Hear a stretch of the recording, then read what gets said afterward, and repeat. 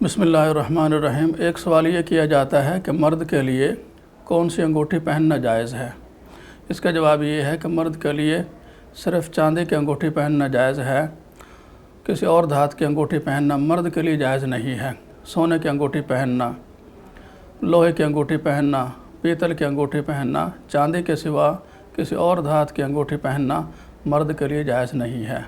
عورت کے لیے تو سب جائز ہے، وہ سونے کی انگوٹھی پہنے، چاندی کی انگوٹھی پہنے، کسی اور دھات کی بنی ہوئی انگوٹھی پہنے، عورت کے لیے تو جائز ہے، لیکن مرد کے لیے صرف چاندی کی انگوٹھی جائز ہے۔